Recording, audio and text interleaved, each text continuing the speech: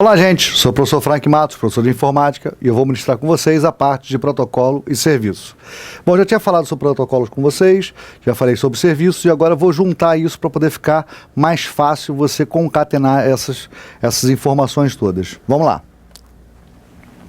www, tá certo? Pode chamar de World Wide Web ou simplesmente só web, basta. Não é internet, então isso aqui é um serviço, tá certo? É o serviço mais utilizado na internet. Não é internet, e sim o serviço mais utilizado sobre a rede internet. Toda vez que acessar uma página, você pode falar que utilizou a www ou o serviço www. Tranquilo? Vamos lá. Usuário. Tá certo? O usuário está aqui. E o usuário, automaticamente, você é usuário. Eu, você, não é isso? Somos usuários. E vamos acessar a www como exemplo que está aqui. Só que o interessante é que o usuário normalmente abre o navegador, não é isso? Navegador. Abre o navegador, abre o browser. Eu só vim escutar esses nomes aqui depois de 3 anos, 4 anos que eu estava acessando o quê? Estudando sobre informática. Mas no passado não se falava browser nem navegador. Para mim é apelido. Por mais que possa cair na prova de vocês, normalmente o nome certo seria cliente web ou cliente www. O interessante é que o pessoal confunde o cliente, que é o programa, com o usuário. Não pode pegar cliente e colocar aqui. Esse aqui é o usuário, que é você e eu, não é isso? Vamos utilizar um programa chamado cliente. Cliente web ou cliente www. Atualmente chamado de browser navegador, mas no passado utilizava esses dois aqui, e que, por sinal, quando cai na prova, o candidato normalmente erra porque não sabe o nome correto. Então vamos lá, cliente web, cliente www, olha só que interessante. Então o usuário vai acessar exatamente um navegador, um browser que está aqui, cliente web, cliente www, olha só o que vai acontecer. Ele vai digitar exatamente o endereço, não é isso? O cliente web, cliente www, pelo endereço que está aqui, ele tem que ter um provedor, né? Senão como é que ele vai acessar a internet? Por telepatia não rola. Então ele vai ter que ter um provedor. O provedor, que é uma empresa, uma firma, não é isso? Vai dar o que? O provedor vai dar acesso à internet. Quando ele consegue acessar a internet, automaticamente aquilo que ele digitou no seu browser, navegador, vai permitir chegar até um servidor. Que só Deus sabe onde está esse servidor, mas ele vai conseguir acessar um servidor. Então a internet vai simplesmente chegar até um servidor. Então isso aqui é interessante até porque é o seguinte, quando um programa cliente faz uma solicitação, ele entra na internet para acessar o que? Um servidor. Esse servidor contém arquivos, informações, tá certo? Informações.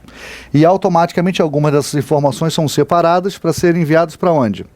São transferidas exatamente para onde? Pro computador do cliente, não é isso? Então está aqui o servidor vai transferir isso exatamente para o computador do seu cliente. E nesse caso, normalmente numa página que utiliza esse tipo de serviço chamado www, vai ser transferido para onde? Vai ser transferido para o HD dele. Depois que foi transferido para o HD dele, tá certo? Que realmente é colocado dentro de uma pasta, aqueles dados. Depois que é colocado dentro de uma pasta, olha só que interessante. O conteúdo dessa pasta, tá? É que vai montar exatamente o quê? A página. Então, os arquivos do servidor foram transferidos para o seu HD dentro de uma pasta, os arquivos foram acumulados aqui e a página vai ser montada como se fosse um quebra-cabeça, tá? Então, vai ser renderização, vai ser montada essa página. Quando a página for montada, olha só, saiu assim. Então, nesse caso, você tem as informações ficam no HD do usuário, tá? Numa pasta chamada ou cache, chamado de cache, não vai confundir com a memória cache é uma coisa, pasta de cache é outra coisa. Bem que os serviços são similares, mas são duas coisas nesse caso diferentes. Uma coisa é uma pasta, outra coisa é uma memória, tá? Então eu tenho a pasta cache que vai guardar as informações para a página ser montada. para a página ser renderizada. Então você tem aqui uma página da web. Tudo bem? Então esse é o serviço tão falado, chamado www, que muita gente não sabe como é que funciona esse serviço. Esse serviço está aí para vocês. Tranquilo? Então vamos lá. E o interessante é o seguinte: por isso que a internet é chamado de cliente, que é o seu programa, não é isso? Que poderia ser o Outlook. Aqui no caso é o Internet Explorer, tá certo?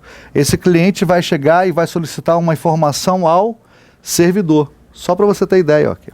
Por isso que a internet, tá, utiliza qual modelo? O modelo o quê? Cliente-servidor, porque o cliente vai solicitar uma coisa ao servidor. Então, acho que tem mais agora, tem mais sentido na cabeça de vocês. Tem muita gente que fica perdida nessas informações de cliente e servidor, porque normalmente acha que cliente é a pessoa. Não, cliente é o programa. Tranquilo? Foi? Então vamos lá, vamos entender aqui como é que funciona isso. Eu vou misturar agora exatamente os protocolos do TCP/IP com os serviços e os servidores aqui. Então vamos lá. Olha só que interessante. Esses protocolos que estão aqui, ó, tá? HTTP e HTTPS, que fazem parte do TCP/IP, vão chegar até o quê? Vão chegar até um servidor conhecido como que? O servidor de hospedagem, servidor web. Então eles vão chegar até aqui e vão conseguir acessar essas informações. Perfeito. Quando essas informações são jogadas para a página e você consegue visualizar essa página, qual o serviço que você utilizou?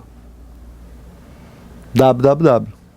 Então um protocolo, tá certo, do TCP/IP, para chegar até um servidor web, eles já foram configurados para chegar até exatamente o servidor web, e automaticamente quando você acessa uma página, você utilizou qual serviço? www. O protocolo TCP/IP para transferência, que realmente é um dos melhores, bem que você pode fazer transferência por aqui por cima, tá? Eu não recomendo muito, mas pode ser feito, tá? Esse aqui é o mais aconselhável para isso, chamado de FTP, é o mais rápido, é o mais seguro, mais confiável, tudo, mas também posso utilizar o de cima, mas o de baixo é melhor. Então vamos lá, principalmente para arquivos pesados, tá? Quando você vai fazer transferência de arquivos pesados, como vídeo, por exemplo, aí se utiliza normalmente o FTP. Ah, Frank, eu vou colocar exatamente o site todo lá no servidor. Normalmente utilizamos o FTP. Pode ser feito pela HTTP? Pode ser feito pela HTTP? Sim, pode ser feito, mas isso aqui é melhor. Então vamos lá. O FTP que está aqui é um protocolo que vai chegar até um servidor de transferência que também chamamos de servidor FTP, tá? É chamado de servidor de transferência, mas chamamos de FTP. E automaticamente qual o serviço que está sendo utilizado? Transferência. Tá? Transferência. Eu coloquei arquivos pesados porque ele é mais utilizado para isso. Muitas das vezes é reconhecido da seguinte forma. Alguns provedores de hospedagem de páginas, etc., até um certo tamanho eles permitem você fazer através de HTTP. Se passar disso, eles só permitem você fazer através de quê? De FTP. No passado, como já percebi que até hoje se utiliza isso, mas é raro, é só para você entender. Se um servidor é um servidor de páginas, normalmente, tá? Normalmente a W3C, tá? Que normalmente cria padrões, tá? Padrões de acesso à internet, modelos, padrões, normas, etc. Normalmente ela faz o seguinte, ela determina um tamanho de transferência que está ali, que é o adequado. Então vamos dar um exemplo. No passado a página poderia ter no máximo 56K. Só que isso pode ser mais e pode ser menos. Você que vai escolher. Sua política da sua empresa que vai decidir qual o tamanho da página. Porque tem alguns tamanhos que são adequados, tá certo? Até mesmo para o tipo de transferência que hoje em dia um país tem, por exemplo. Então, neste caso, você também não pode ter uma página muito pesada se o teu país, por exemplo, os seus clientes, normalmente, vão acessar de uma forma muito lenta. Então, é melhor que aconteça o seguinte, é melhor que sua página, que os seus clientes, já que eles vão acessar aquelas informações, tenha um tamanho de página adequado para eles, tá? Então não vai colocar uma página muito grande, de vez em quando eles vão ter dificuldade de acessar aquela página e vão sair. Então nesse caso significa o seguinte, muitas das vezes no passado você utilizava isso aqui somente para poder acessar a página da internet que está aqui. Sendo que o seguinte, se sua página da internet tivesse um link para um arquivo muito pesado, ele poderia comprometer exatamente o acesso ao servidor que está aqui. Aí, normalmente é o seguinte, você tem uma página, você clica no link para baixar um arquivo pesado. E normalmente você é empurrado para um arquivo FTP, que é um arquivo separado, que vai utilizar exatamente o protocolo FTP para fazer a transferência. Isso no passado era muito utilizado, hoje em dia eu percebo que não. Tá? Mas eu percebo o seguinte, toda vez que eu quero subir algum tipo de informação, os provedores normalmente falam o seguinte, infelizmente você não pode fazer transferência por esse tamanho, vai ter que utilizar o protocolo FTP para isso. Então tá beleza, então 2 megas, por exemplo, só vou poder subir 2 megas, tá? Se utilizar o protocolo FTP. Então vai depender muito do seu provedor, da política de segurança, tudo isso, tá? Mas eu estou dando um exemplo que normalmente isso aqui é melhor para transferência de arquivos pesados. Vamos lá. SMTP POP versão 3, não é isso? Existe o POP versão 2, existe o POP versão 3, que hoje em dia realmente é o mais utilizado, tá? Mas pode cair na prova de vocês só o POP. E o IMAP que está aqui. Então você tem SMTP, tá certo? POP e IMAP. E esses aqui vão acessar o quê? Um servidor de e-mail. Eles vão conseguir acessar esse servidor de e-mail, tá certo? E automaticamente acessando esse servidor de e-mail, você está prestando qual serviço? Qual o serviço que ele está prestando para você? Chamado o quê? Correio eletrônico. Então, cada protocolo aqui praticamente está utilizando o quê? Serviços diferentes e servidores diferentes. Tranquilo? Então, eu tentei juntar isso na cabeça de vocês, até porque são informações diferentes, mas no final das contas elas vão se juntar, tá? Para poder montar uma informação maior. E tem provas que misturam essas informações e eu queria passar isso com vocês para ter mais clareza sobre isso, até porque normalmente as pessoas visualizam, decoram isso que estão aqui, mas não entendem por que estão utilizando isso. Então, eu fiz o vínculo com vocês e para vocês entenderem aonde você está chegando, no serviço. Tá? Um serviço que está aqui. Então vamos lá. Protocolos do modelo TCP/IP. Você tem que tomar cuidado que esses aqui são os protocolos que mais caem na prova de vocês. Por isso que eu coloquei aqui. Não coloquei à toa não, tá? Bom, nesse caso significa o seguinte. Normalmente eu faço a seguinte pergunta. Qual desses protocolos que fazem transferência de arquivo? E normalmente até pessoas formadas falam que é o FTP, mas está errado. Todos eles estão fazendo transferência de arquivos. Está vendo a setinha que está aqui, ó? Upload e download, não é isso? Então vamos lá. FTP que está aqui, ele vai fazer transferência, mas só que todos aqui estão fazendo transferência. Então deixa eu fazer uma observação com vocês. Você está utilizando o Outlook ou simplesmente seu e-mail, você vai mandar um e-mail, você vai enviar um e-mail. Quando você está enviando o e-mail aqui, ó, SMTP para poder enviar um e-mail que é o upload, tá vendo? Você está enviando. Perfeito. Quando você estiver enviando, olha só que interessante. Você está batendo o texto, tá certo lá, vai colocar simplesmente o quê? O remetente, tá certo? O remetente e o destinatário. O que acontece nessa brincadeira é que quando você estiver enviando essas informações, você vai anexar exatamente o quê? Um arquivo. Quando você estiver anexando um arquivo, então você está enviando o quê? Ectoplasma para a pessoa? Claro que não. Você está enviando o quê? Arquivo. E outra coisa, o HTTP e o HTTPS que estão aqui, o interessante dessa brincadeira, acabei de falar com vocês sobre HTTP, quando você acessa uma página da internet, os arquivos não são transferidos para o seu HD para renderizar a página, para poder montar a página. Então, resumindo, está sendo feita transferência.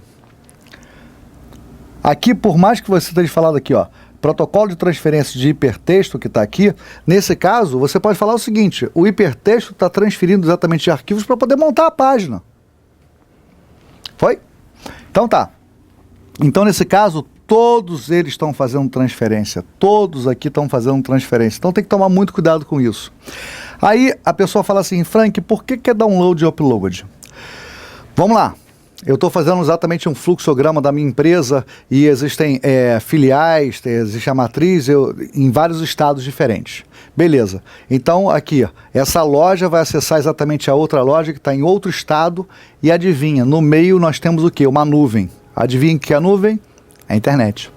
Então, praticamente, todos os estados ali vão conseguir se acessar, todas as lojas de outros estados vão conseguir se acessar através da internet. A nuvem fica onde? Em cima. Então, automaticamente, quando você estiver retirando uma informação da nuvem que fica em cima, é o quê? Download. Quando você estiver subindo a informação, é o quê? Upload. Por isso o nome download e upload. Porque simplesmente a nuvem fica em cima. Tá? Eu não sabia, eu adorei entender por que era download e upload, que o pessoal fala baixar, subir, mas baixar, subir o quê? Da onde, para onde? Simplesmente a sua referência à nuvem que fica em cima, por isso que foi o nome download e upload, tá? Eu morri de rir quando eu aprendi que exatamente era isso, tá? Eu achei interessantíssimo, porque a gente fala e de vez em quando não sabe o porquê, tá certo? Vamos lá. O interessante aqui também é o seguinte, você tem aqui, ó, acesso remoto, tá vendo? Acesso remoto. Também, ó, uma coisa muito engraçada é o Telnet. Telnet é um protocolo, tá? Telnet é um protocolo do TCP/IP, mas normalmente é o seguinte, as pessoas mais antigas, as pessoas que ensinavam naquela época, falavam assim, ah, faz um Telnet. Cara, vou ter que fazer uma transferência, faz um Telnet. Eu já aprendi diferente. Eu aprendi que eu vou fazer o quê? Um acesso remoto, que pode ser pelo Telnet ou pode ser pelo SSH. Então os dois são protocolos de um grupo chamado o quê? Acesso remoto. Só para você ter ideia, o que acontece? Você vai tirar uma cópia, tá certo? Você vai tirar uma cópia, tá? Você vai tirar uma Xerox. Você não fala Xerox, porque na verdade Xerox é uma marca, não é isso? Você vai tirar o quê? Uma fotocópia, não é isso? Beleza. Você vai raspar lá a sua barba, você vai utilizar uma Gillette. Não. Você vai utilizar o quê? Uma lâmina de barbear, não é isso? Gillette é uma marca. Eu acho interessante isso, porque isso aqui praticamente era utilizado o tempo todo, então o pessoal falava o seguinte, faz um Telnet. Não. Faz um acesso remoto. Mas o interessante dessa época, porque Telnet praticamente era o único que era utilizado. Era utilizado sempre o Telnet nessa época. Então, Telnet, ele virou o nome do grupo, do serviço. Não, na verdade o serviço qual é? Acesso remoto, que pode ser feito pelo Telnet, que não tem muita segurança, tá certo? E o SSH, que está aqui, que é um protocolo que utiliza criptografia. Então, nesse caso, é só para você começar a entender que aqui, ó, HTTP e HTTPS, esse aqui está utilizando criptografia, não é isso? Então, tomem muito cuidado, tá? Daqui a pouco eu vou explicar melhor para vocês, no próximo bloco vou explicar melhor para vocês e vou fazer uma comparação dos serviços e os protocolos que estão aqui para você entender melhor sobre essa parte de transferência. Bom, gente, espero que vocês tenham gostado. Até logo.